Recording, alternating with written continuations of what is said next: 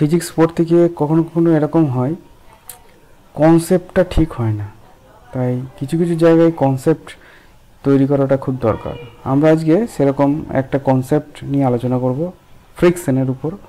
তো চলো আমরা দেখি প্রশ্নটা কি। প্রশ্নটা দিয়েছে এরকম, ফাইন্ড অ্যাক্সেলারেশন। এখানে 3 কেজি আর 5 কেজির দুটো বস্তু আছে। 3 কেজির বস্তুটাকে 16 নিউটন বল দিয়ে টানা হচ্ছে। 3 কেজি এবং 5 কেজির মধ্যে ফ্রিকশন আছে, যার ঘর্ষণ গুণাঙ্ক হচ্ছে 0.5। 5 কেজি আর মেঝের মধ্যে কোনো ঘর্ষণ নেই বলা আছে, মেঝেটা বলা আছে মসৃণ। আমাকে এখানে জিজ্ঞেস করেছে যে 3 কেজি এবং 5 কেজি এই বস্তু দুটোর ত্বরণ কত হবে। তো এই ধরনের অঙ্কগুলো করবো কী করে? এই ধরনের অঙ্ক করার কতগুলো স্টেপ আছে। প্রথম স্টেপ, আমাকে এটাকে বলে চেকিং সিস্টেম। প্রথমে চেক করতে হয় যে দুটো বস্তু একসঙ্গে যাবে না তারা আলাদা যাবে, সেটা আমরা কী করে বুঝবো। তার জন্য প্রথমে ধরে নেব যে দুটো বস্তুই একসঙ্গেই যাবে, এবং দুটো বস্তু যদি একসঙ্গে যায় তাহলে যে ত্বরণটা সৃষ্টি হবে সেটা হবে F/m টোটাল। এফটা হচ্ছে 16 নিউটন আর m টোটাল হচ্ছে, টোটাল মাস হচ্ছে 8 কেজি। যদি বসিয়ে দিই তাহলে 2 মিটার পার সেকেন্ড স্কোয়ার। তাহলে প্রথমে এটা ধরে নেব যে দুটো বস্তুই একসঙ্গে যাবে এবং তাদের টোটাল অ্যাক্সেলারেশন হবে 2 মিটার পার সেকেন্ড স্কোয়ার। এরপর দেখতে হবে যে কোন বস্তুটা ফ্রিকশনের সাহায্যে চলছে। এখানে 3 কেজি বস্তুটাকে আমি ফোর্স অ্যাপ্লাই করেছি, কিন্তু 5 কেজি বস্তুটাকে ডাইরেক্ট বল আমি অ্যাপ্লাই করি নাই। তাহলে 5 কেজি বস্তুটা নিশ্চয়ই ফ্রিকশনের সাহায্যে চলছে।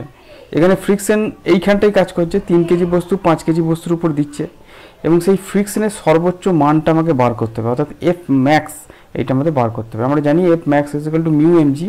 এখানে মিউটা বলে দিয়েছে 0.5, এমটা হচ্ছে 3 কেজি, কারণ 3 কেজির জন্য এখানে ফ্রিকশন হচ্ছে, আর জিটা 10 ধরেছি, সেটা যদি হিসাব করি তাহলে হবে 15 নিউটন। তাহলে এই 5 কেজি বস্তুটা এই ঘর্ষণ বলের জন্য চলবে। সর্বোচ্চ ঘর্ষণ হচ্ছে 15 নিউটন।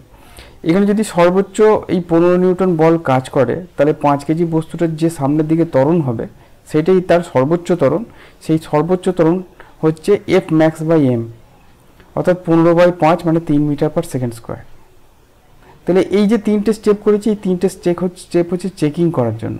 এখন এই 5 কেজি বস্তুটার সর্বোচ্চ ত্বরণ বেরিয়েছে 3 মিটার পার সেকেন্ড স্কোয়ার, আর গোটা সিস্টেমটার ত্বরণ বেরিয়েছে 2 মিটার পার সেকেন্ড স্কোয়ার। যেহেতু সিস্টেমটার ত্বরণ কম, তাহলে আমি বলবো দুটো বস্তুই একসঙ্গে চলবে এবং তাদের কমন অ্যাক্সেলারেশন হবে এই 2 মিটার পার সেকেন্ড স্কোয়ার। বোঝা গেল? তাহলে যখন এই common acceleration 2 metre per second square হবে, তখন 5 কেজি বস্তুটাও 2 মিটার পার সেকেন্ড স্কোয়ার ত্বরণে চলবে। তাহলে নিশ্চয়ই 5 কেজি বস্তুটার উপর যে ফ্রিকশনটা কাজ করবে সেটা 15 নিউটন নয়, কারণ 5 কেজি বস্তুটা কিন্তু এই ফ্রিকশন বলের জন্যই চলছে। তাহলে 5 কেজি বস্তুর উপর এইখানে এই কন্ট্যাক্ট এরিয়াতে যে ফ্রিকশনটা কাজ করবে তার মান হবে m ইন্টু এ, কারণ ফ্রিকশনটাই কিন্তু 5 কেজিকে চালাচ্ছে। তাহলে এমটা হচ্ছে 5 কেজি আর এটা হচ্ছে 2, তাহলে 10 নিউটন। তাহলে 5 কেজি এবং 3 কেজির মাঝখানে যে ফ্রিকশনটা কাজ করছে সেটা কিন্তু 15 নিউটন নয়, সেটা এখন 10 নিউটন, এবং দুটো বস্তুই একই সঙ্গে চলবে এবং তাদের কমন যে অ্যাক্সেলারেশন হবে সেটা হচ্ছে 2 মিটার পার সেকেন্ড স্কোয়ার।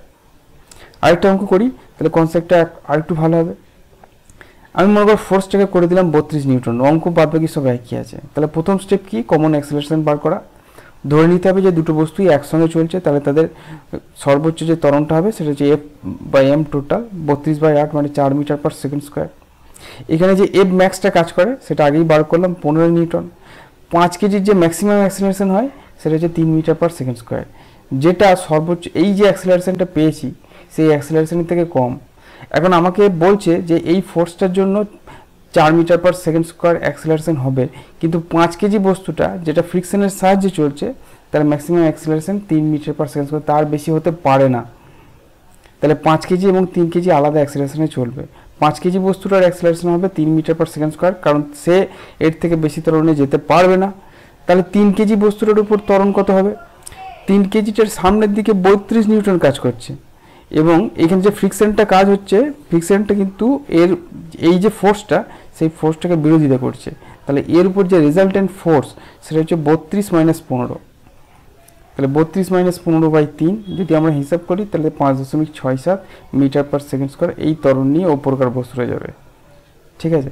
তাহলে এই ধরনের যখন অঙ্ক করব তখন আমরা প্রথমে চেকিং করব তার কমন অ্যাক্সেলারেশন, মানে দুটো বস্তুই একসঙ্গে চলবে এই ধরে তার অ্যাক্সেলারেশনটা বার করব। তারপর দেখব যে বস্তুটা ঘর্ষণের সাহায্যে চলছে, অর্থাৎ যে বস্তুটাকে আমি ফোর্স অ্যাপ্লাই করি নাই, সেই বস্তুর উপর কত ফ্রিকশন কাজ করছে এবং সেই ফ্রিকশনের জন্য তার কত ম্যাক্সিমাম অ্যাক্সেলারেশন হতে পারে। যদি সেই ম্যাক্সিমাম অ্যাক্সেলারেশনটা প্রাপ্ত অ্যাক্সেলারেশনের থেকে কম হয়, তাহলে সে সেই অ্যাক্সেলারেশনেই যাবে এবং অন্য বস্তুটা আলাদা অ্যাক্সেলারেশন হবে। আর যদি এই অ্যাক্সেলারেশনটা এই অ্যাক্সেলারেশনের থেকে প্রাপ্ত অ্যাক্সেলারেশনের থেকে বেশি হয়, তাহলে দুজনাই একই অ্যাক্সেলারেশন, অর্থাৎ ফোর্স অ্যাপ্লাইয়ের জন্য যে অ্যাক্সেলারেশন, সেই অ্যাক্সেলারেশন নিয়েই কমন অ্যাক্সেলারেশন নিয়ে যাবে। তো আশা করি তোমরা বুঝতে পেরেছো। যদি বুঝতে পেরে থাকো তাহলে এই দুটো অঙ্ক করতে পারো। এই অঙ্কটা একটু অন্যরকম দিয়েছি।